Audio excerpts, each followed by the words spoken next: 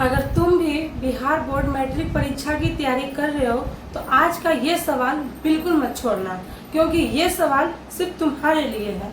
देखिए क्वेश्चन क्या है, विद्युत धारा क्या है। मोस्ट इम्पोर्टेंट क्वेश्चन, विद्युत धारा क्या है।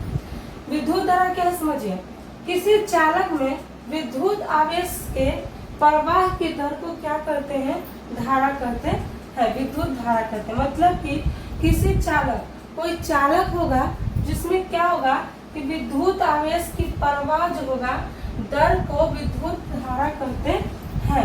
इसका एसआई मात्रक, मतलब कि विद्युत धारा का एसआई मात्रक एम्पियर होता है।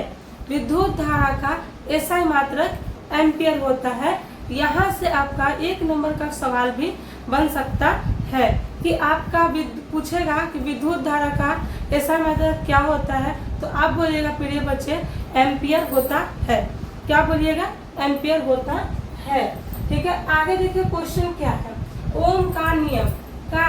ओम का नियम इतना इम्पोर्टेंट है, इतना इम्पोर्टेंट समझिए कि जैसे एक लैला को मजनू से प्यार हो जाता है, वैसे ही बिहार बोर्ड को इस क्वेश्चन से बहुत प्यार है, बहुत प्यार है। पता नहीं एग्जामिनर को कितना प्यार है, इससे पूछ ही देता है।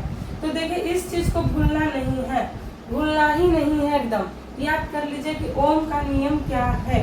लिखिए तो क्या है, कोई नियत ताप रहेगा, तापमान रहेगा, क्या कोई नियत तापमान रहेगा। किसी चालक से क्या होगा कि सिरों के बीच विभवांतर, सिरों के बीच क्या होगा, विभवांतर होगा। तो उसमें बहने वाली धारा क्यों, मतलब कि जो धारा बहती है, धारा प्रवाहित करती है, धारा के क्या होगा, समानुपाती होता है। धारा के क्या होता है, समानुपाती होता है। यही ओम का नियम कहलाता है। फिर से ओम का नियम क्या है कि नियत तापमान पर, याद रखिएगा कि नियत तापमान पर किसी चालक के सिरों के बीच के विभवांतर को क्या कहा जाता है, विभवांतर को, बहने वाली धारा को, विभवांतर से बहने वाली धारा को क्या कहा जाता है, धारा के समानुपाती होता है। ठीक है, जो धारा बहा उसके क्या हो जाएगा, समानुपाती हो जाएगा, और इसी को कहते हैं ओम का नियम।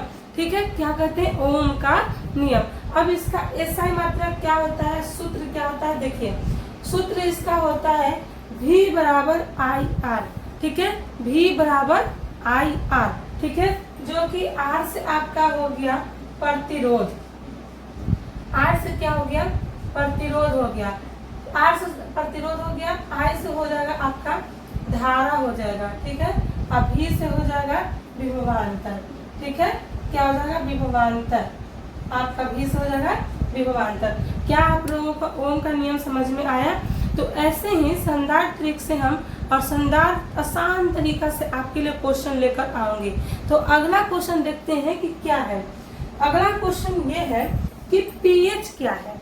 ठीक है, ये आपका केमिस्ट्री का क्वेश्चन, रसायन विज्ञान का ये क्वेश्चन हो जाएगा। ठीक है, कि पीएच क्या है। ये भी बहुत ज्यादा इम्पोर्टेंट क्वेश्चन है, हर साल एग्जाम में पूछ दिया जाता है, जो कि आपके पिछले साल मतलब कि 2026 में भी पूछा होगा। ये क्वेश्चन है कि पीएच क्या है। तो प्रिय बच्चों पीएच क्या है, आप लोग पढ़े होंगे कि पीएच स्केल जो होता है कि अम्ल, क्षार और उदासीन बताता है। ठीक है, क्या बताता है, अम्ल, क्षार और उदासीन बताता है कि कितना पे क्या होगा पीएच स्केल में, कि वो अम्लीय हो जाएगा, क्षारीय कितना पे होगा, उदासीन कितना पे होगा। तो ध्यान रखिएगा कि पीएच स्केल जो होता है वो 7 पे आकर उदासीन हो जाता है। ठीक है, 7 पे आके क्या होता है, उदासीन हो जाता है।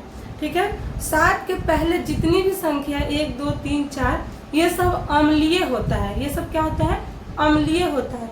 लेकिन 7 क्या हो जाता है, उदासीन हो जाता है, और जैसे ही 7 के बाद संख्या बढ़ने लगती है वो क्षारीय में गिनती आ जाता है। तो क्या आप लोगों को पीएच स्केल समझ में आया। तो देखिए कि आएगा क्वेश्चन आपका कि पीएच स्केल क्या है। इसे लिखने के लिए तो देखिए कैसे लिखेंगे एग्जाम में, क्या लिखेंगे कि किसी विलयन की अम्लीय या क्षारीय प्रकृति को मापने वाली संख्या को क्या कहते हैं, पीएच कहते हैं। पीएच क्या है कि एक ऐसा स्केल होता है जो अम्ल और क्षारीय को मापता है उसे pH स्केल कहते हैं। इसका सामान्यतः मान 0 से लेकर 14 तक का होता है। इसका सामान्यतः मान कितना होता है? 0 से लेकर 14 तक का होता है। अगर ये तीनों क्वेश्चन आप लोगों को समझ में आया है तो प्लीज़ प्रिय बच्चे कमेंट करें और ऐसे ही आसान तरीका से और क्वेश्चन आंसर को बनाएं और बहुत अच्छा से आप नोट कॉपी में से लिखते जाइएगा। आपके लिए ये क्वेश्चन बहुत इंपॉर्टेंट होने वाला है। तब तक के लिए मिलते हैं नेक्स्ट वीडियो।